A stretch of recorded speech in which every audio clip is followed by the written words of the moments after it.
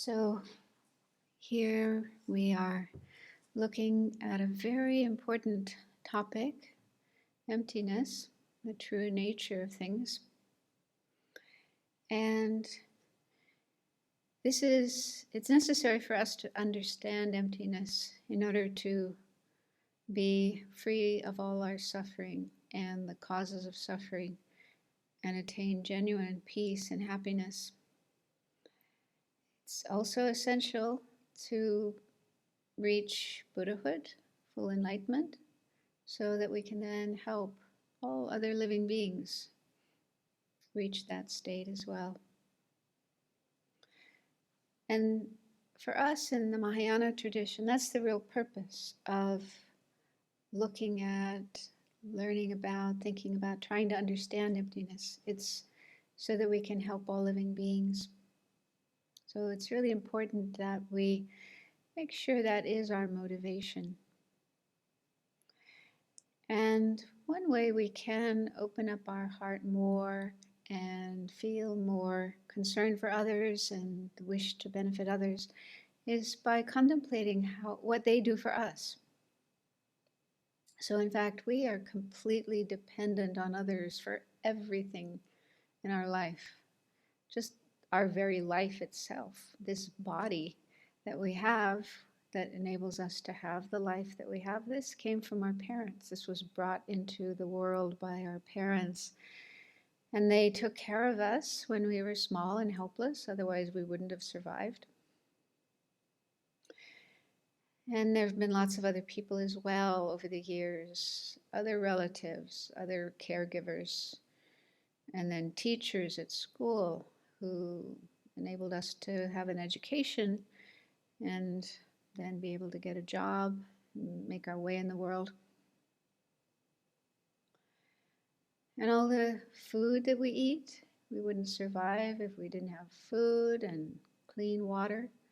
Now that comes from others too, farmers, people who work in factories or packaging the food, producing bread and pasta and so on, all the other goodies we like to eat. The clothes that we wear that keep us warm and dry and comfortable. The house or apartment we live in.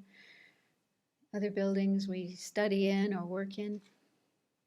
So absolutely everything we use, enjoy in our life, making our life, as comfortable and pleasant as possible. All of these things come from other people who produce these things and operate them, make sure they work so that we can go on living and enjoying our life. So in Buddhism it said, all beings are kind to us. This life and also past lives. We've received immense amount of kindness from others. It's only natural that we repay their kindness. And the best way to do that is help them be free of suffering and its causes. Help them find genuine peace and happiness and the causes of those.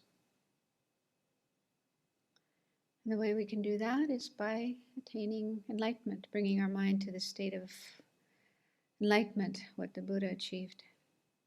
And then we'll be able to work without limitation.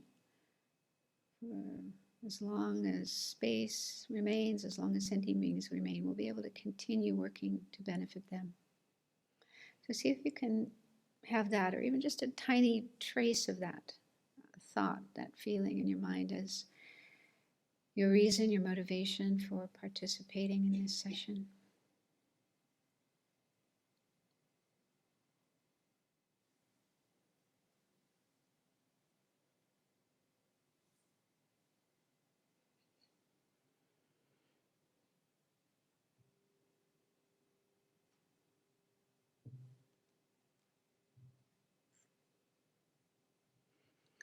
So again, this morning I'd like to start with going through some more of the text and leave time later for questions.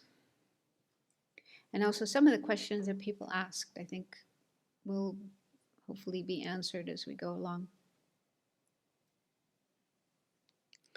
So yesterday we were looking at the selflessness of persons, emptiness with regard to persons, focusing mainly on our own self or I.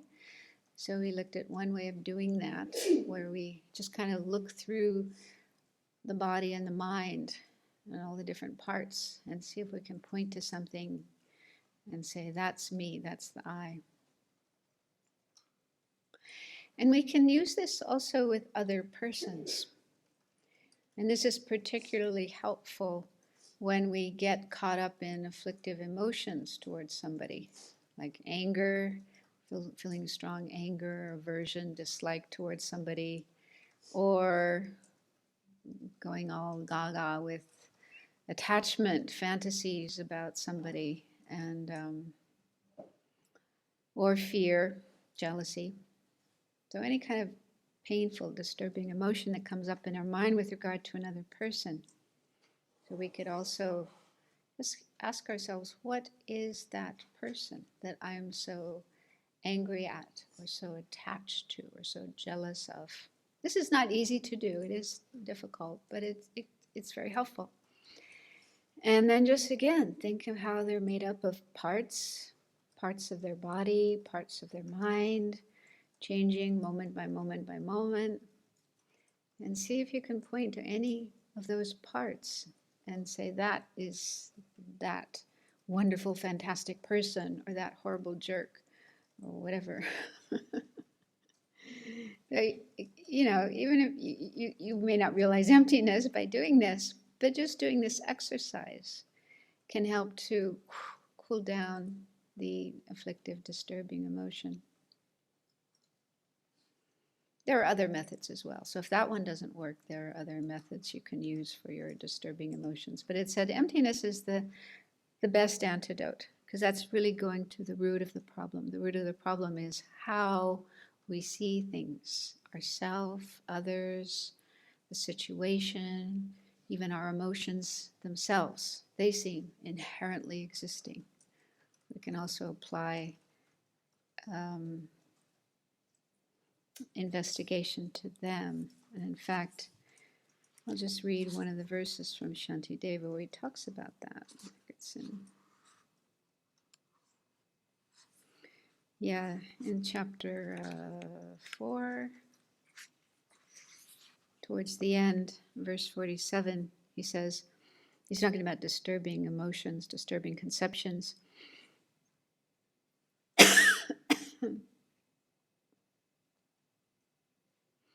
If these disturbing conceptions do not exist within the objects, like the objects that we get afflicted about, the sense organs, our eye and ear and nose and so forth, between the two, you know, in a space somewhere in between, or anywhere else, then where do they exist? And how do they harm the world? They are like an illusion. Thus, I should dispel the fear within my mind and strive resolutely for wisdom. So that's just giving some clues about how we could also apply analysis to the disturbing emotions themselves. Where are they? Where is my anger? Is my anger over there in that person that I feel aversion for? Is it in my eye? Is it in the space in between? So just do a search and investigation for the anger. You might find that helpful. So now I'd like to continue looking at verses, because the next set of verses, starting with verse 70, are dealing with objections that people could come up with to the idea of there being no permanent, independent self.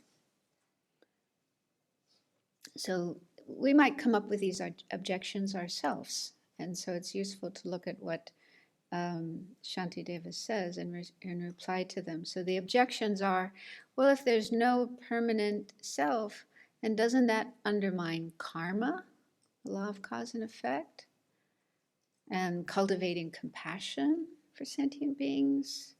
striving for these higher goals, liberation and enlightenment, wouldn't they be senseless, useless, if there's no self?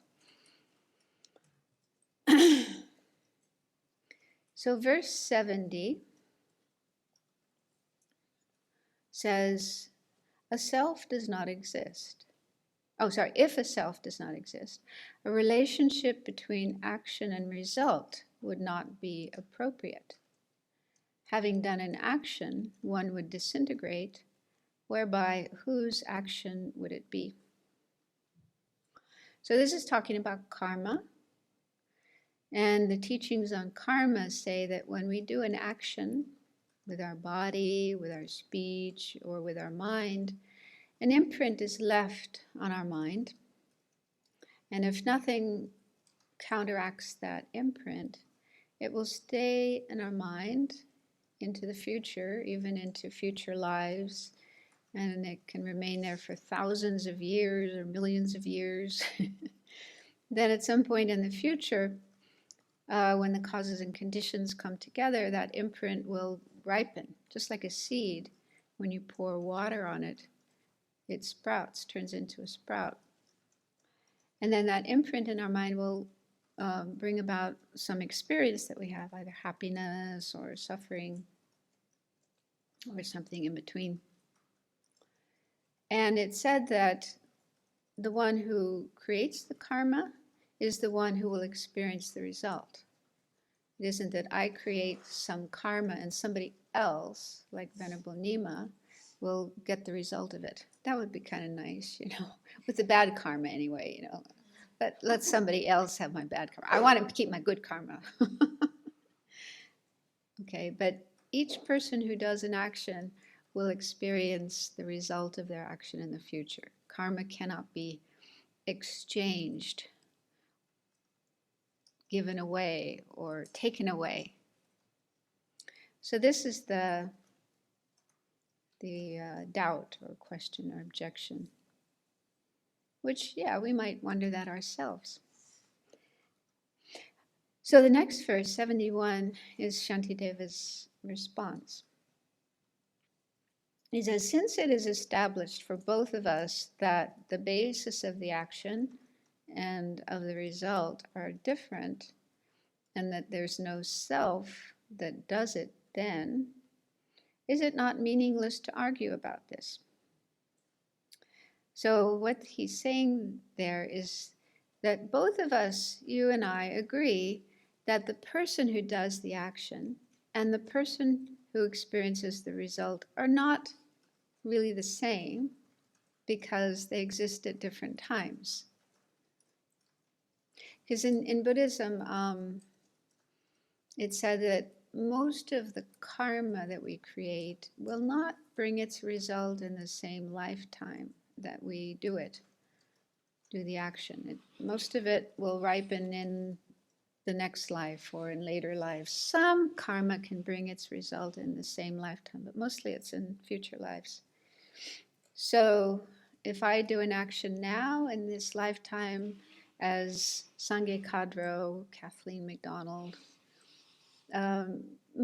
it's most likely that it won't ripen in this lifetime, but it will be next life or some other life when I'm a different person. I'll have a different body and different set of circumstances, different parents, different conditioning, different name. Maybe I'll be male instead of female. Maybe I'll be an animal instead of human. Who knows? So it'll be a different person. So the person who does the action, in some ways we say the person who does the action and the person who experiences the result are not exactly the same.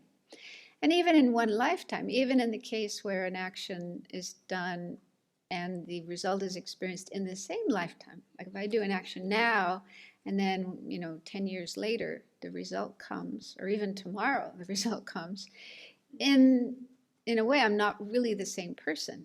My body's gone through thousands of changes, millions of changes between now and then. My mind has also gone through changes.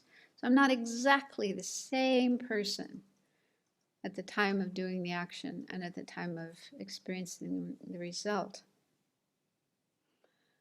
So Shanti Deva is saying, we both agree with that. We both, yeah, that's something we both agree with. So isn't it pointless to debate about this?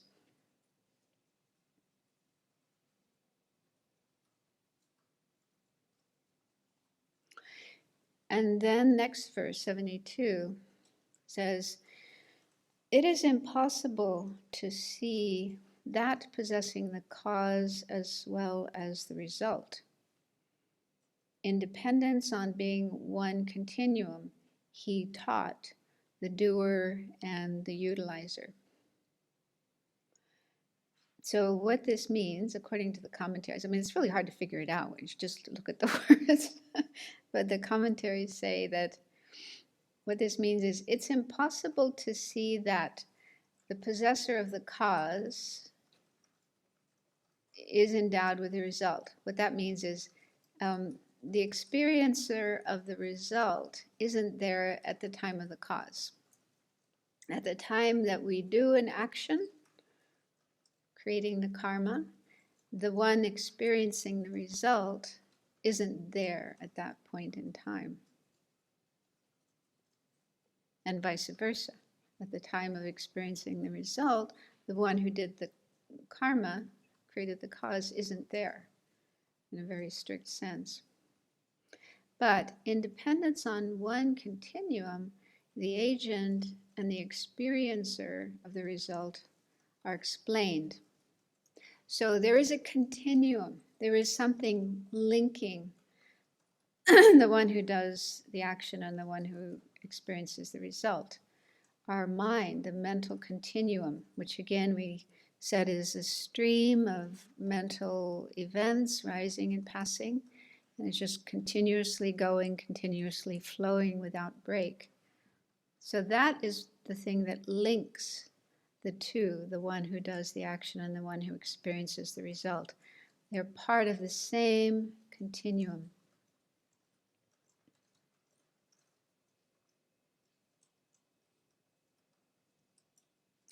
And according to our school, the self or person is just designated, just labeled, just imputed on this continuum of consciousness. So the one who does the action, the one who experiences the result, are part of the same continuum. So there's no need to have to say there's a permanent, independent, inherently existing self who does the action and experiences the result. And he, when it says he taught, that's referring to the Buddha. So it's actually referring to a quotation of the Buddha. He taught this, that the one who does the action and the one who experiences the result, off in the future, they are part of one continuum. So for example, in this lifetime, I have a human life, we all do. And according to Buddhism, this is a very fortunate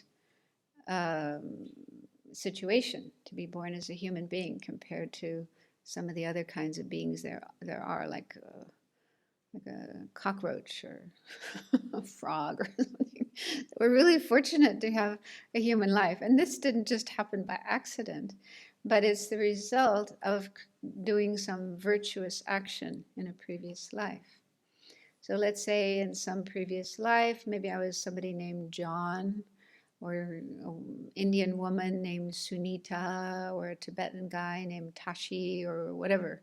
Some person back in the past did some very virtuous action, and that was the cause for this human life that I have now. So at the end of the previous life, causes and conditions came together, and that particular karmic seed or imprint was nourished so that it could ripen, and then my mind finds itself in this particular body, in this particular life. So we are two different people. Me, this person I am now, Sangye Kadro, and that previous life, John or Tashi or Sunita or whoever. We're two different people, but we're part of the same continuum, the same mind, the same continuously flowing mental continuum, stream of mental events is the same. We have that same mind. So that's how it's possible to say that in some ways, like they do, they use this expression, the general I. Lama Tsongkhapa comes up with that expression, general I. So the general I means the I that goes from life to life, continues over many, many, many lifetimes. That's the general I, general person. And then there's the individual I or person of each lifetime. So he makes that distinction. So each lifetime, yeah, we have a different body, different personality, different set of circumstances, different kinds of thoughts in our mind, and so on. But they are part, each of these individual persons over a succession of lives are part of the same mental continuum. There's this mental continuum that's flowing like a thread through all of our lifetimes. So that's how we can explain karma. You know, the person creating the karma in one lifetime and then experiencing the result in another lifetime. It's all part of the same general person, general I, but still individual persons along the way. And then the next verse is answering doubt, which could come up in our minds as well.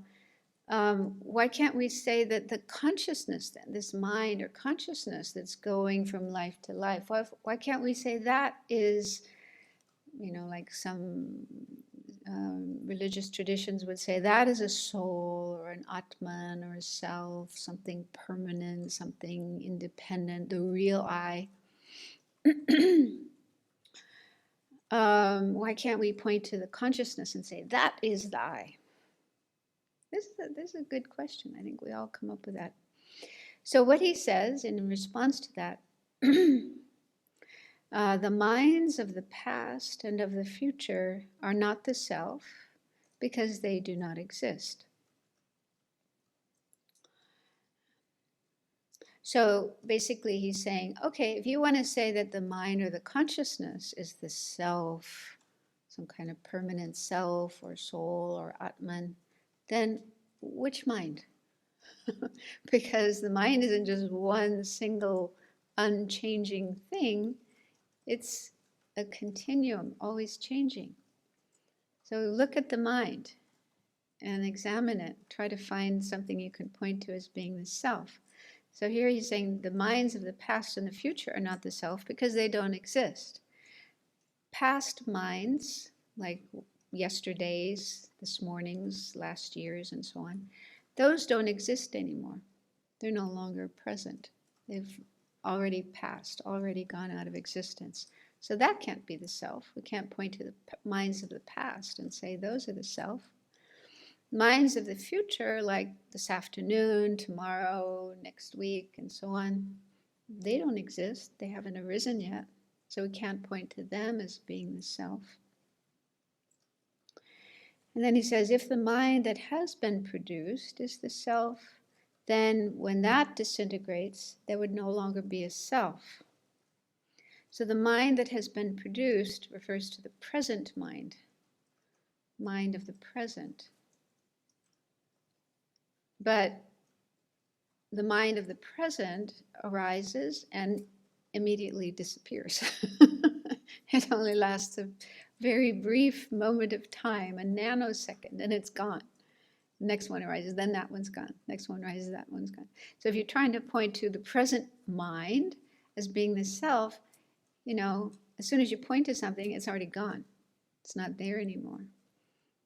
So that means this, if you say the present mind is the self, in the next moment, it's not there anymore. And that doesn't really correspond with our notion of a permanent self. Does that make sense? So try to find a self within the mind. Past mind, present mind, future mind. Is there any part of the mind, any aspect of the mind in any of those three times you can point to as being the self?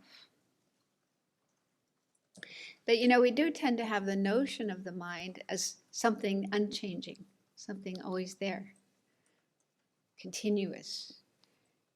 I mean, it is continuous, but it's constantly changing. There's nothing in the mind that is permanent, that remains, that is static, stable. But that's hard to know unless we look at our mind and get to know our mind very well, observe our mind. But those who do spend a lot of time in meditation, for example, practicing very strong mindfulness and introspective alertness, and they get really, really familiar with the mind. They're able to have a better understanding of the mind and its nature and so on.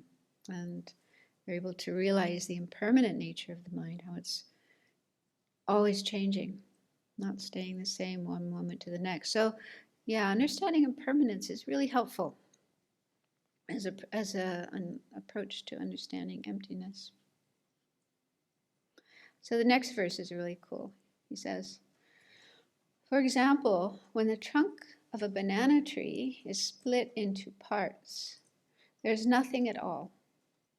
Likewise, when sought with thorough analysis, the self is also not real. This came up recently with Venerable Children's, I don't know if it was this, was it this? Yeah. Banana trees or plantain trees. So these kinds of trees, what is it, Deki, you can explain? They don't really have a trunk like pine trees, fir trees, oak trees, and so on. Or Venerable Semke, one of you can explain. It's actually they're leaves. They're leaves that form the outside, and it can appear to be something solid, like a solid trunk. But if you take it apart or even chop it down, you'll find there's nothing inside. There's no core. So that's kind of a traditional analogy used in Buddhism for something that's essenceless, that may look solid, but when you take it apart, examine it carefully, then you can't find anything. So in a similar way, when we have a sense of a real solid self or I or me, but when we start to look more carefully, take it apart, analyze it, then we don't find anything there. So what that means is it doesn't mean there's no self at all. It means there's no inherently existing self, no independently existing self.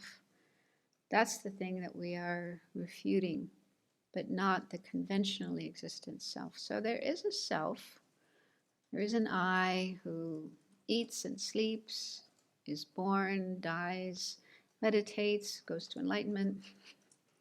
We're not refuting that kind of self that just exists conventionally, but a real, permanent, independently existing self. That's the one that's being refuted. And one of the questions someone had sent was about the Heart Sutra. What is the meaning of the Heart Sutra? So don't have time to explain all of that. Go online, Venerable Children has explained it. But in brief, in the Heart Sutra, when it says things like there's no eye, no ear, no nose, no tongue, no body, no mind, and so on, goes through all these lists of things and saying this doesn't exist, this doesn't exist.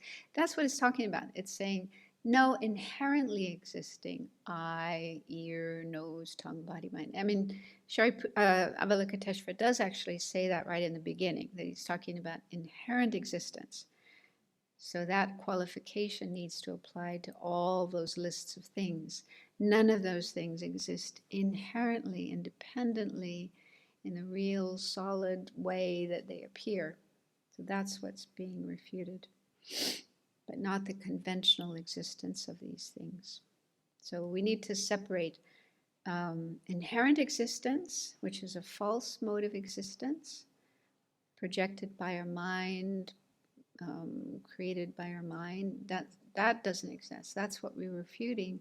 And then conventional existence. Things do exist conventionally.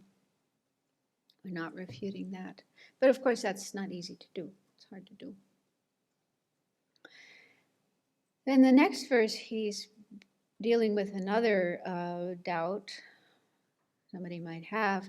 Well then, if sentient beings do not exist, for whom is compassion cultivated? We talk a lot about compassion in Buddhism. So if you're saying there's no sentient being, then what's the point of meditating on compassion for sentient beings? Yeah. So his reply is, they are those who are imputed by confusion, asserted for the sake of the result. So His Holiness, in his commentary, his explanation, he says, what this means is, although there are no inherently existing sentient beings, no inherently existing I, no inherently existing sentient beings, that's from the point of ultimate truth, the ultimate nature of things. But in the context of conventional truth, there are sentient beings.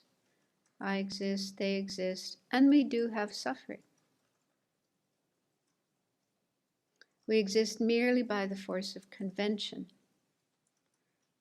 When we don't analyze, we don't investigate what is a sentient being, what is the I, we just kind of leave them there. There is that appearance of sentient beings, and they do have suffering. And that does exist on the conventional level. But when we do ultimate analysis means we are looking for something real, something, independently, inherently existing. When we look for that, we cannot find it.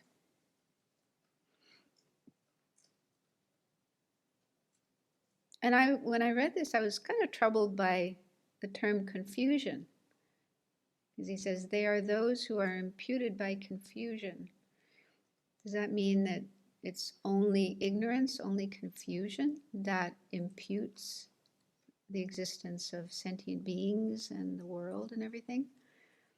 But the commentaries explained that the word confusion here doesn't refer to ignorance. Our usual understanding of ignorance believing in inherent existence. Instead, it refers to conventional valid cognizer that doesn't check the final reality of phenomena. So in the perspective of that kind of mind, sentient beings do exist. So like the 3 criteria for something existing conventionally, the second criteria mentioned by Lama Tsongkhapa is this, the first one. Yeah, the first one, the conventional valid cognizer. Things are known by conventional valid cognizers. And then that was explained, that just refers to an ordinary mind that doesn't deeply investigate or analyze things. May do a little bit of analysis, but not in a very deep way. So that kind of, and Lama Tsongkhapa says everybody has that kind of mind. We all have that kind of mind. So it's just the conventional valid cognizer that doesn't check.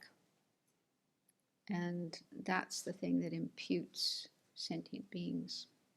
And then the next verse is dealing with another objection that could arise. If sentient beings do not exist, who obtains the results? And the results here refer to the high results we are aiming for, like nirvana, liberation, enlightenment. So if there's no I, no sentient being, then doesn't that mean there's nobody who gets enlightened? Nobody who attains nirvana? So Shantideva's reply is that they are true nonetheless is asserted from confusion. In order to totally pacify suffering, one should not reject the confusion of results. Yeah, so it's kind of hard to understand what he's saying there, but the commentaries say, it is true that causes and results do not exist inherently. So that's true. Sentient beings and compassion and enlightenment do not exist inherently. They're empty of inherent existence. But there's no contradiction with practicing the path, like developing compassion, bodhicitta, meditating on emptiness, and so on, the six perfections, and then reaching these goals like liberation and enlightenment. So all of those things do exist conventionally. They just don't exist ultimately, inherently. So he's saying we should, in order to pacify suffering completely, we shouldn't abandon the goal, like enlightenment, nor the cause, compassion.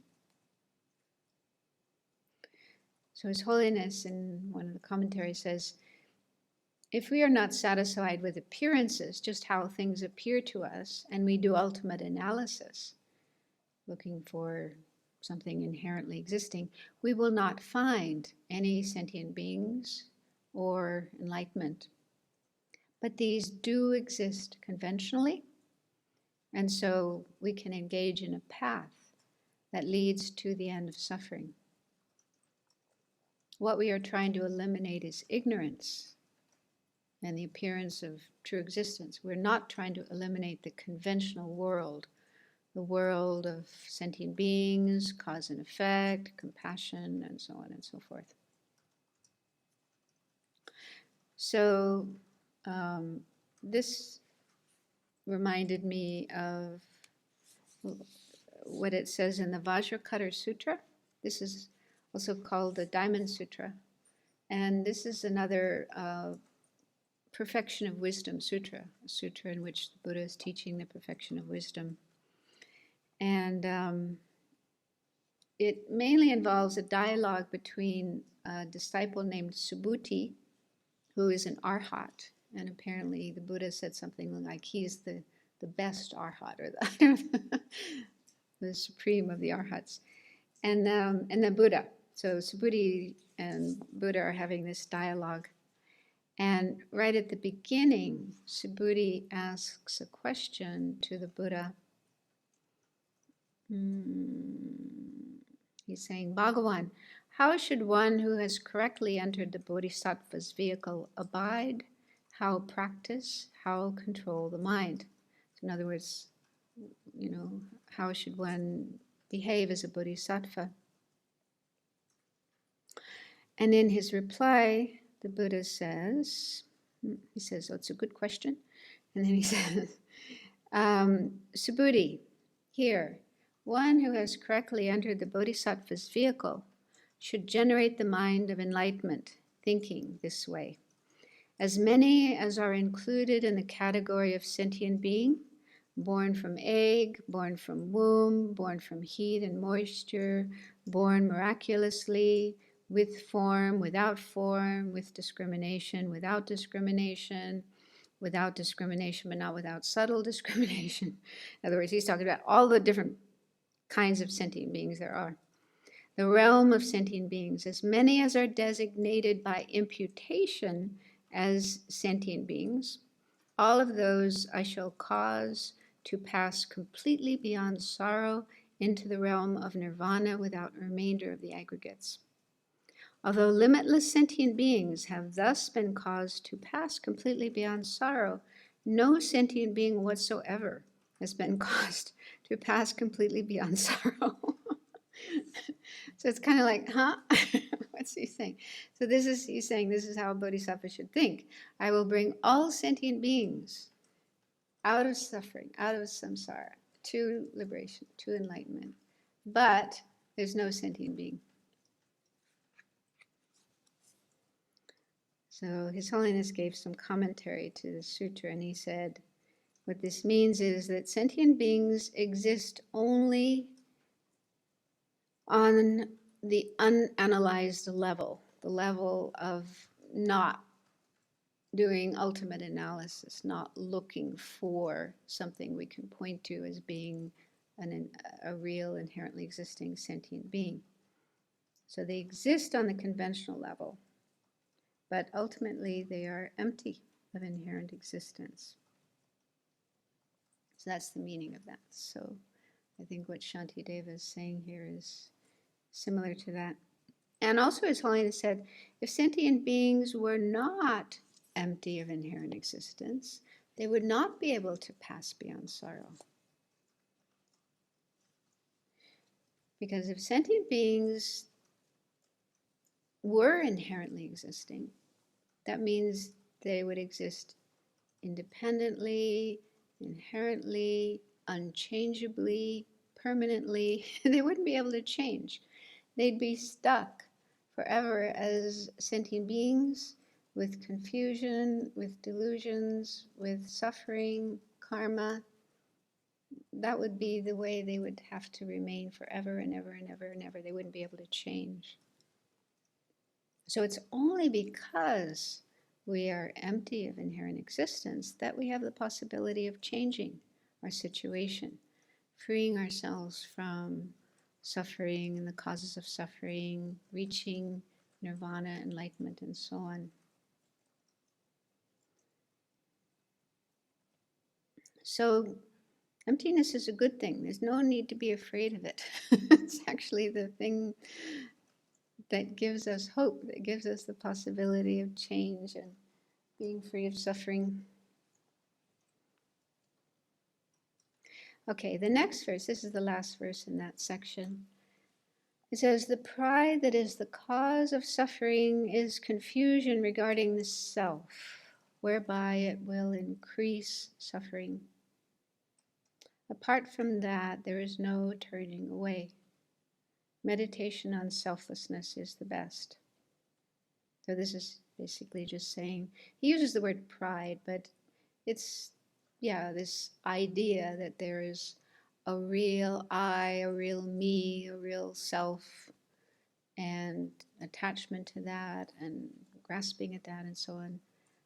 And it's basically just confusion or ignorance. And that is the root of our suffering. That is the cause of suffering. So that's why we need to overcome this mind believing in inherent existence in order to be free of suffering. So meditation on selflessness is the best remedy, the best antidote. So maybe I'll pause here. This is a lot of difficult material. Any questions about this specifically? Because the next section is going on to talk about selflessness with respect to phenomena and going through what are called the 4 close placements of mindfulness on the body, feelings, mind, and phenomena, and looking at each of those 4 things as empty of inherent existence. So maybe Venerable Jigme, you have your hand up. She needs a microphone.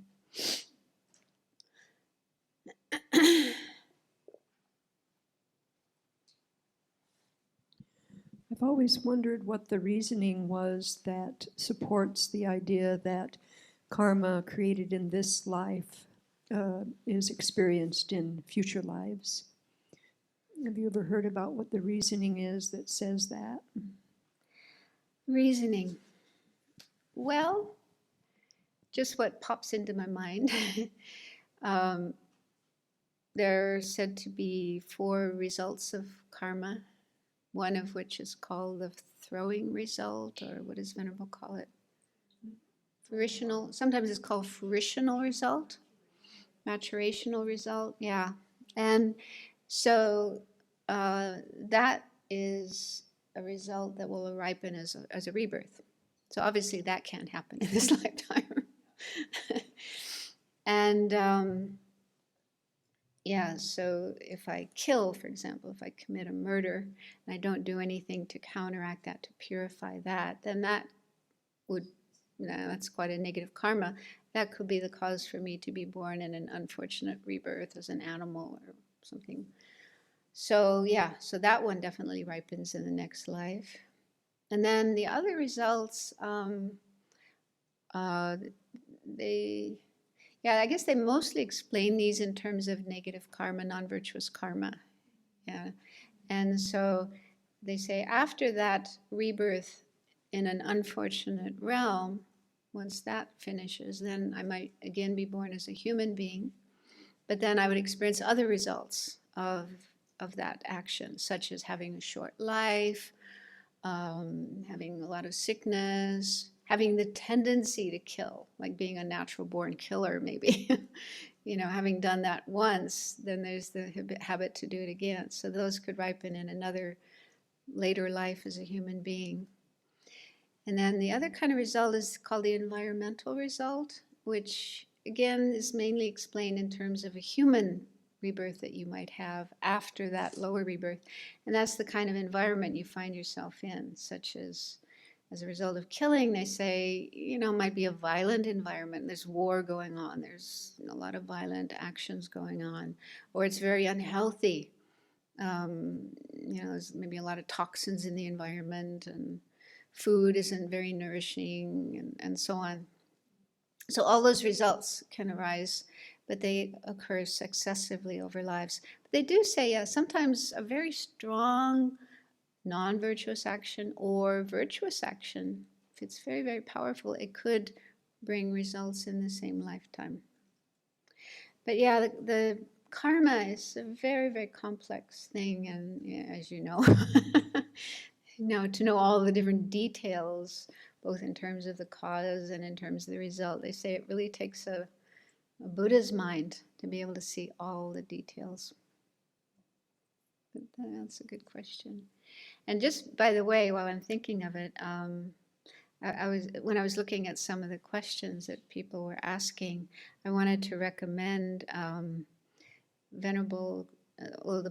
There's these series of books that Venerable Children is working on by His Holiness and herself, and Volume 2, which is what she's presently teaching on Friday nights, answers a lot of the questions that people are asking. For example, in the beginning of the book, there's a whole section about the mind and the different kinds of mind, including, she translated as reliable cognizer.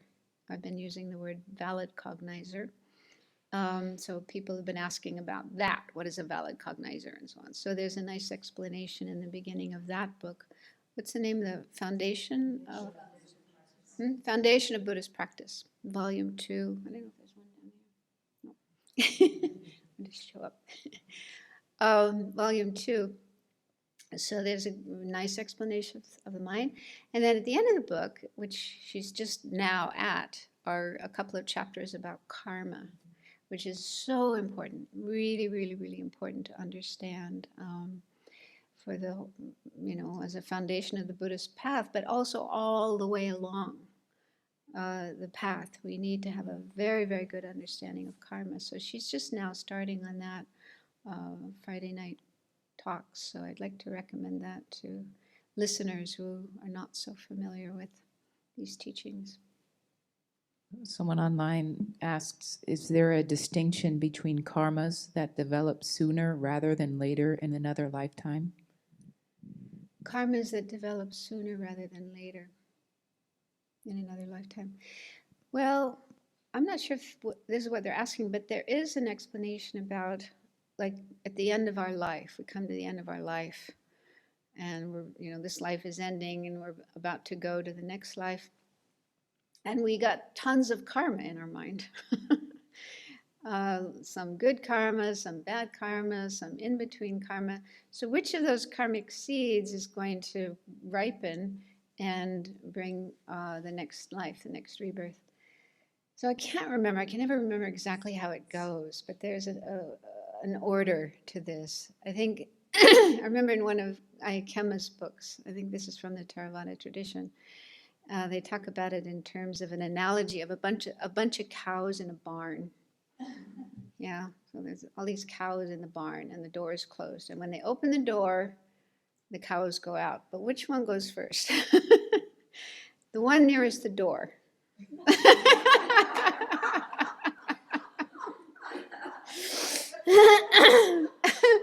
So that means if there's been a really strong karma close to the time of death, like just before you died, if there's a strong, either virtuous or non-virtuous karma, that is likely to be the one that will bring the next rebirth. So that's why they say it's really, really important before we die to try to make sure we have a virtuous state of mind and we do virtuous things, and not have a negative state of mind and do non-virtuous things, because that, might be, it's not absolutely definite, but it might be the cause for the next rebirth.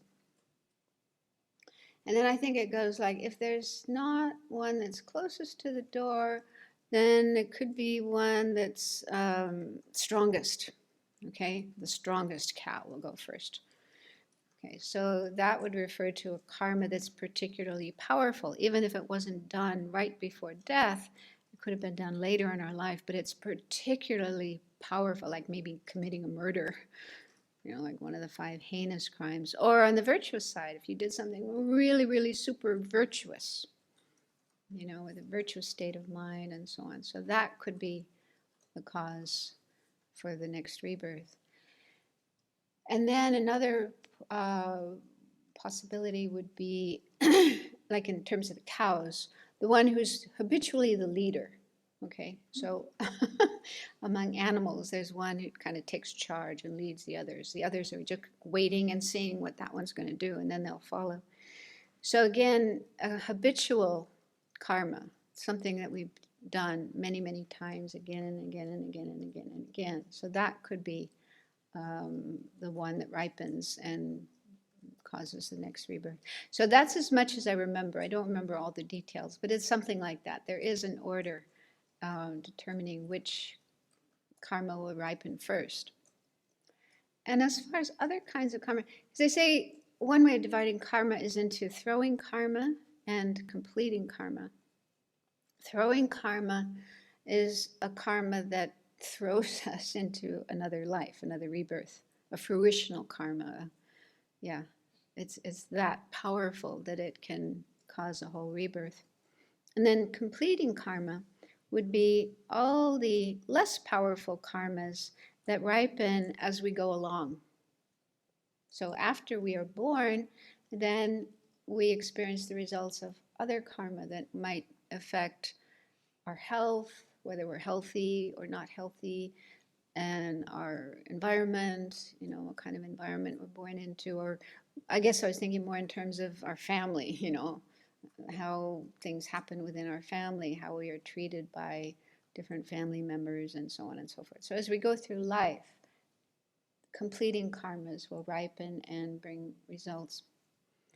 And as for what karmas ripen, I can't remember. Has anyone heard any specific explanation about that? What determines the ripening of karma? I mean, I just think it could be our state of mind, for example. When we're in a positive state of mind, we have good thoughts, positive thoughts in our mind, then it's more likely that good karma will ripen, good karmic seeds will ripen, bringing good experiences. On the other hand, if we have a negative state of mind, we're angry, we're hateful, we're very selfish, and so on, then that state of mind would probably be conducive for non-virtuous karma to ripen. So I think there could be various factors.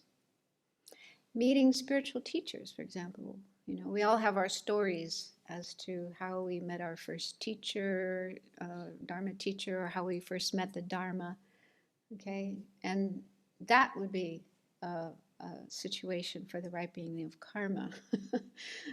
Some people meet a Dharma teacher, Dharma teachings, and feel nothing. It doesn't bring up any interest to pursue this kind of study.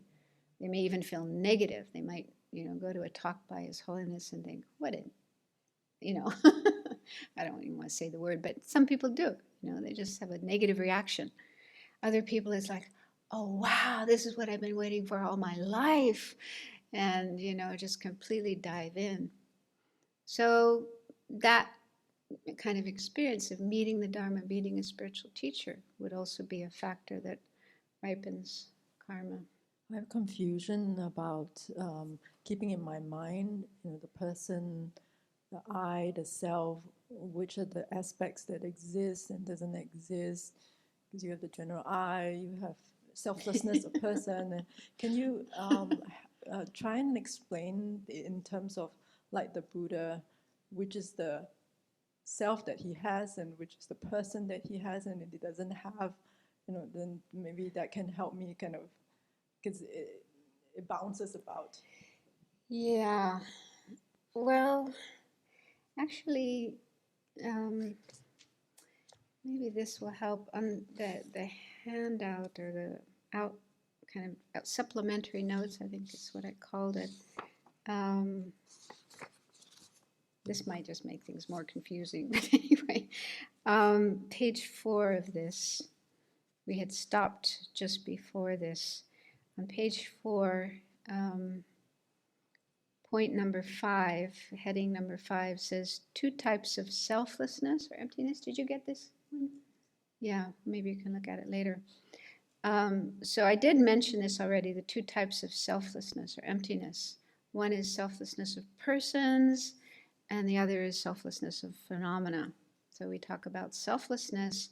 I mean, selflessness is, or emptiness is the nature of everything that exists, but they do make this division into selflessness of persons and selflessness of phenomena.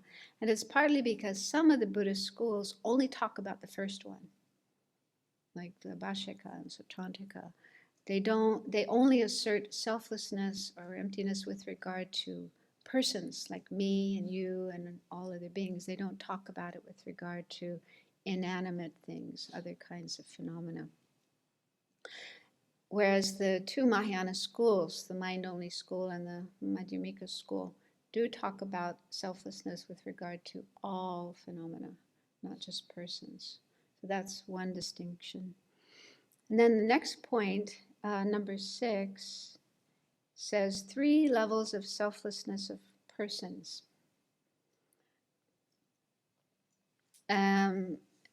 So with regard to just each of us, the self, the I, the me, Buddhism does talk about 3 different levels. So far I've just been talking about the emptiness of an inherently existing self. And that means a self that's totally independent of everything else, existing on its own in an autonomous way. And it's said that everybody has instinctive, natural, inborn grasping at such a self. Everybody, even animals, babies, insects, every living being, except Buddhas and highly accomplished beings, but ordinary beings, we all have naturally in our mind this grasping, this state of mind that believes in such a self. I exist in that way, inherently, independently, and so on. That's the deepest one. But we also have another more gross or coarse level of grasping at a self. And the term for this, it's kind of a long phrase. It's called the self-supporting, substantially existent self. It's a lot of words, but it's another kind of belief in a self or grasping at a self, which isn't so subtle. It's a little bit more gross, easier to identify, in fact. And it said the way this one manifests is we feel like there's a self, an I, that's kind of like a boss, like a director, a CEO in a company, the boss who's at the top and in charge of everybody else. So the way this self feels, and you might be able to notice this in yourself, a feeling like some kind of I who's in charge of this whole thing, this whole complex of body and mind, running the show, making decisions, like a king, like a boss. Do you ever notice that?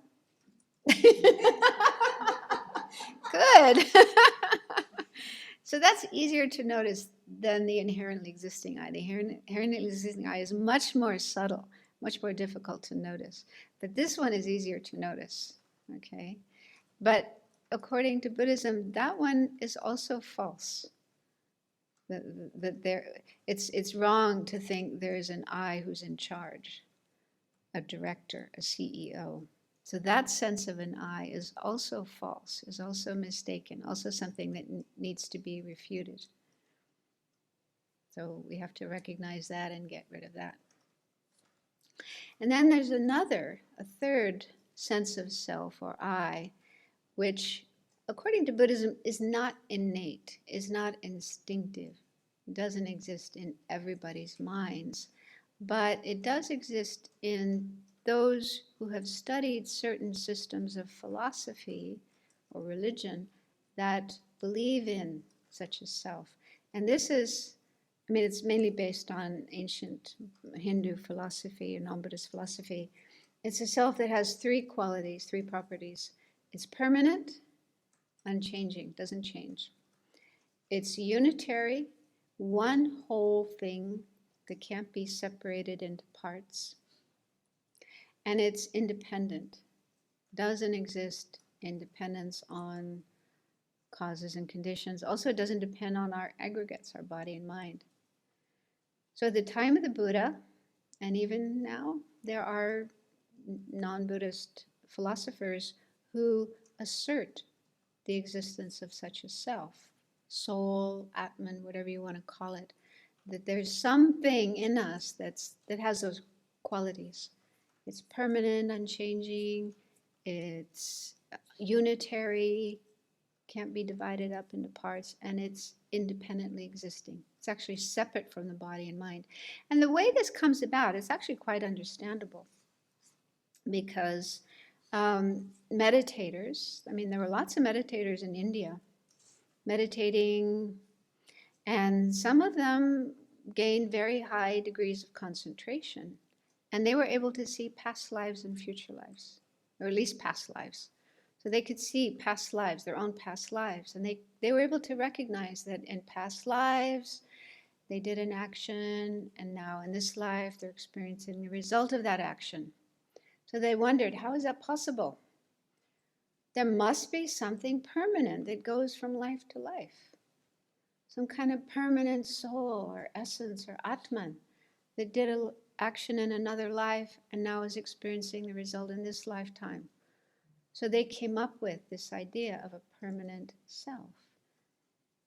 And it's similar in the Judeo-Christian traditions, you know. There's this idea that when we die, our body dies, but there's something that goes on, and it will go to heaven or go to hell or somewhere in between. So what is it? What is that thing that goes after, after death, that goes to this other place? Must be a soul. So they came up with the idea of a soul. So it's understandable based on a limited view of things, not analyzing very carefully, that people would have this idea of a permanent self or soul or Atman. So that's another level of selflessness or absence of self. And Buddhism refutes all of them. Buddhism says all of those ideas about self are wrong, are mistaken, fabricated by ignorance, wrong ideas. None of them exist. So that means we are empty of all three kinds of self: the permanent, unitary, independent self, self-supporting, substantially existent self, the boss, and the inherently existing self, which is the deepest one. And the way I've heard it explained, the way I understand it, I could be wrong, but they're all kind of built on each other. The deepest one is the grasping at an inherently existing self. And then on top of that is belief in a substantially existent self. And on top of that is permanent, unitary, independent self. You know those, they call them Russian dolls? You know, those little toys. There's this teeny weeny little one at the bottom, and then there's another one on top of her and another one on top of her. Have you ever seen those? You take them apart and eventually you find this one. You can't take her apart anymore. So I find that helpful to think about this, because the smallest doll, the one right in the middle that can't be taken apart anymore, that's like the conventional self. There is a self. There is something that exists. It's, according to Prasangika, it's just what is labeled onto our body and mind. Whatever happens, whatever kind of body and mind we happen to have. In this lifetime, we have this one. It came from our mother and father, and it's named whatever. Okay, so this body and mind combination. So just what is labeled on top of that. Now that's not easy to understand. They say you actually have to realize emptiness first before you really understand the conventional I, how the conventional I exists. So it's not so easy to understand, but that's how it's explained, the conventionally existent I. So you have that, we have that, Buddha has that too. Even a Buddha is just labeled, just imputed onto whatever aggregates. Now a Buddha has enlightened aggregates, enlightened body and mind. Pure, though totally pure body and mind. But still Buddha is just labeled, just imputed onto those pure aggregates. So that's the I that does exist. But then those of us who still have ignorance, we superimpose inherently existing I on top of this conventional I. So that's like the first level of babushka. They call it babushka, I think. Huh? Matryoshka dolls. Oh, okay. I heard it called babushka. Anyway, maybe there's different names for it. Yeah. So the first level on top of the smallest one. That's the inherently existing I. And then on top of that, there's another one, the self-sufficient, substantially existent I. And then on top of that, not everybody has that one, but some people do. The belief in a permanent, independent, permanent, unitary, independent I. That's the next layer on top of that. So what we have to do is we have to take these apart. We have to take off the biggest layer. If we have that one, we have to check, do I believe that I have a permanent, unitary, independent I? We might. If we were raised in Christianity or in Judaism or Samkhya or some religion or philosophical system that teaches you have a permanent soul. It's separate from your body and mind. It will live after you die. So we might still be clinging to that idea. So we have to check if we have that sense of self. And if we do, well, we have to analyze it ourselves. We can't just say, oh, Buddha said there's no such thing, therefore it doesn't exist. We have to investigate ourselves and see if it exists or not. And if we do, we'll take that one away. But then underneath that, there's another one, the self-sufficient, substantially existent I. Everybody has that. So that's also instinctive, intuitive. So we have to analyze that and peel that one away. Then there's the inherently existing I. That's the deepest one. So again, we have to analyze that and take that one away. And then we'll understand the conventionally existent self, the one that does exist. Is that helpful? So the concept of original sin and we're inherently flawed, that's the third layer. The one that's permanent, and would you consider that? Original sin.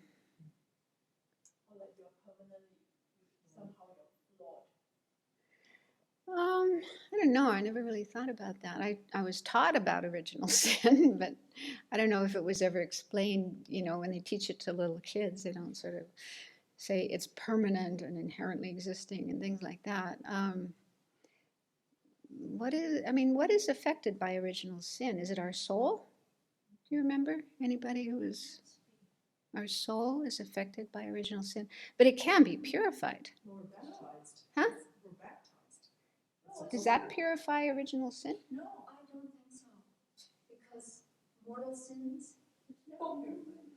Mortal sin can't be purified. Well, unless you can. You can ask God's forgiveness. How do you get to We can see we have different points of view here. What we understood as children. That's salvation. Huh? It's all dependent on salvation. I think there's also probably different views within Christianity, and not everybody would assert the same thing. Yeah. If you fall off that wagon, you're going to go to hell anyway. There's no way to purify even if you commit a mortal sin. I've heard some really strange views. When I was in Holland, a friend of mine there, I think it's the Calvinist church they have in Holland. Yeah, she used to be a follower of the Calvinist church. And she said, in that church, they say that there's a limited number of places in heaven. Not even if you're a good person, you live a very virtuous life. There's no guarantee you'll go to heaven because it might be already full. So she kind of left that one behind. Found Buddhism much more appealing. Yeah, so I think there's lots, probably theologians over the centuries have been discussing all these things, and actually reminds me because somebody had asked a question about, this came from a few days ago, about free will. So maybe it's a good time to answer that one.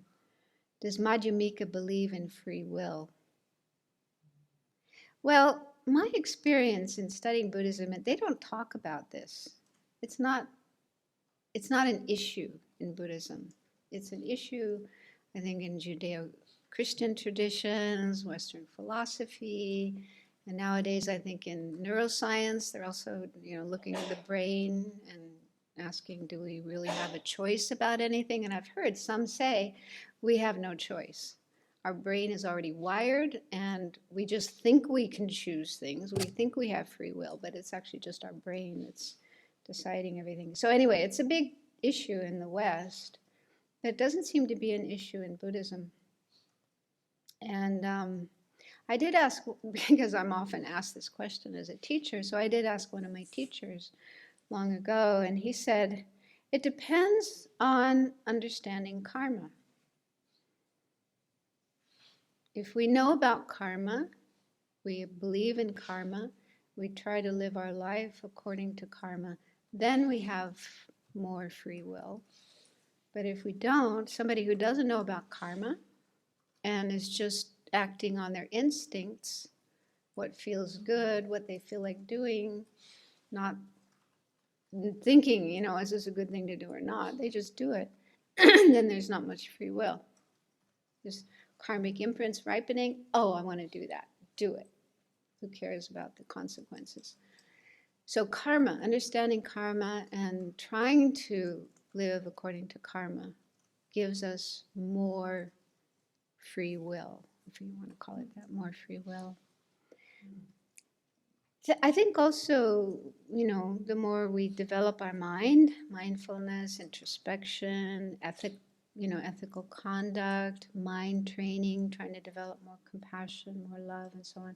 The more we develop our mind, I think we will also have more choices about what we do, how we behave. But I think you could also just ask yourself, if the thought pops up in your mind, let's say you see some nice new phone, your friend has a nice new phone, it's nice, much nicer than yours, and you have the thought, maybe I can just kind of slip it into my pocket and they won't know. So that thought might come up in your mind. Do you have a choice about whether to follow that thought or not? It depends. Yeah, it depends on many factors, many causes and conditions. But I'm just asking the person who asked this question, ask yourself this question. Do you have a choice? Do you have to follow that thought just because your mind is telling you to do it? Or can you say, no, I'm not going to do it because da-da-da-da-da, whatever reasons? Should we go on a little bit, or let's go a little further? The next section is interesting. So this next section, starting with verse 78, is a discussion about the selflessness of phenomena. That means emptiness of inherent existence with respect to things besides persons, like I and other persons and so on. So phenomena can include all kinds of things, but mainly we are encouraged to look at our own aggregates, our body and mind.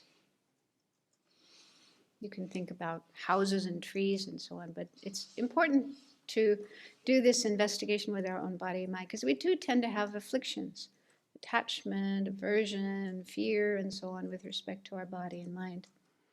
So this next section, quite a few verses, it's going through the four, what are sometimes called the four foundations of mindfulness, or the four close placements of mindfulness. How are other establishments of mindfulness? There's different ways of translating the terms. And so this practice is found all throughout Buddhism. In the Theravada tradition, it's the main practice for those who are seriously following that path. This is their main practice. And it involves, usually we start with the body. So there you do practices such as observing your breath, and then observing your body, and just paying close attention to your body, the parts of your body, functions of your body, and so on. And the purpose of this practice is to understand what are called the three characteristics, or the three marks of existence. Impermanence. Our body is impermanent, changing moment by moment by moment by moment, doesn't stay the same moment after moment. That's the first one. And then dukkha, second one is dukkha, which is sometimes translated as suffering or unsatisfactoriness. So we're trying to see our body as in the nature of suffering. It's not so wonderful and pure and blissful as we like to think. There's lots of unsatisfying experiences we have with our body, and just the very nature of our body is unsatisfactory.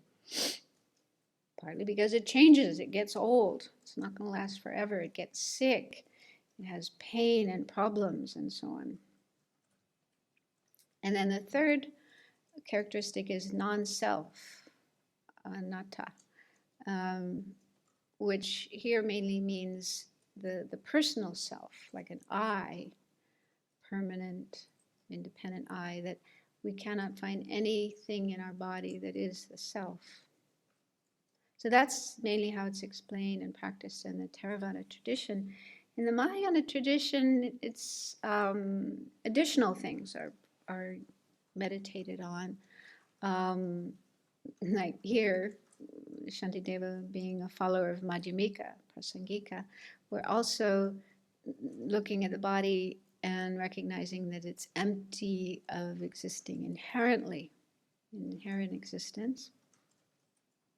Also, Mahayana practice involves doing these meditations not just on our own body, but the bodies of others, seeing the bodies of others as impermanent, dukkha, empty, and so on.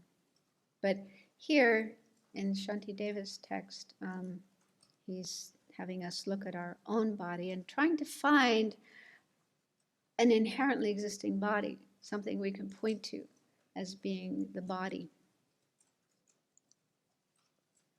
His Holiness in his commentary says, "We have a concept of our body as a unitary entity, which we hold to be precious and dear, my precious body.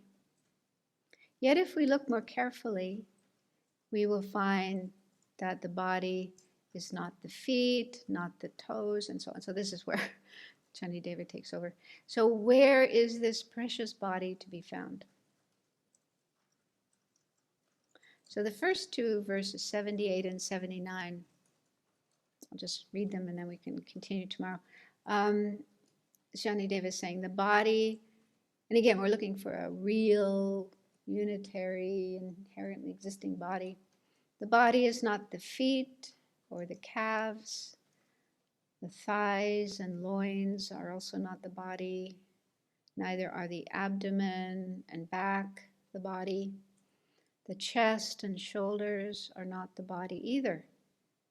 The ribs and hands are also not the body. The armpits and upper arms are not the body. Even the inner organs are not it. The head and neck are also not the body. With regard to them, what is the body? Maybe you can do this in the next meditation session. Who's leading that? Hmm? Oh, you were planning to do something else? Okay, never mind. Later, another time. Yeah, because we don't have time to do it here, but yeah.